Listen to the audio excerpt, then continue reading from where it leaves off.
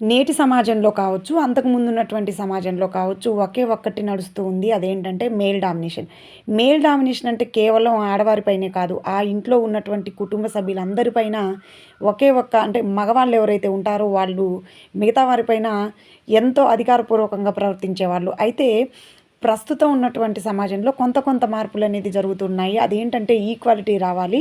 అన్ని రంగాల్లో ఉమెన్ కూడా రాణించగలగాలి. ఆడవాళ్ళు కూడా మగవాళ్ళతో సమానంగా అన్నీ చేయగలరు కాబట్టి ఈక్వాలిటీ అనేది ఖచ్చితంగా ఉండాలి. జెండర్ డిఫరెన్షియేషన్ ఉండకూడదు అని జెప్పేసి చాలా రకాలైనటువంటి పోరాటాలు జరుగుతున్నాయి. ఉమెన్ కూడా చాలా పోరాడుతున్నారు. అయితే ఇది పోరాటాల వరకు పరిమితం అవుతుంది. కొన్ని కొన్ని రంగాల్లో ఉమెన్ కూడా రాణిస్తున్నారు. కానీ డామినేషన్ దగ్గరకొచ్చేసరికల్లా మేల్ డామినేషన్ అనేది ఇంకా కూడా మన సమాజాన్ని వదిలిపోలేదు. ఒకప్పుడు ఏంటంటే సమాజంలో ఒక రకమైనటువంటి దురాచారాలు ఉండేవి. అవేంటంటే భర్త చనిపోతే బ్రతికి ఉన్న భార్యను కూడా అతనితో పాటు కాల్చివేయడం అనేటటువంటి ఒక దురాచారం ఉండేది.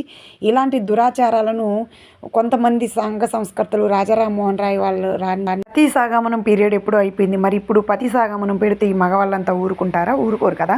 అయితే అక్కడక్కడ దేశంలో కొన్ని సంఘటనలు జరుగుతున్నాయి. భర్తలపైన భార్యలు కొన్ని కొన్ని రకాలైనటువంటి దారుణాలు పాల్పడుతున్నారు. అయితే ఇందులో 0.00% మాత్రమే జరుగుతుంది. కానీ అంతకుముందు ఆడవాళ్ళపై జరిగినటువంటి అనాగరికమైనటువంటి చర్యలు కోకొల్లలు. కాబట్టి ఆడవాళ్ళు ఏదో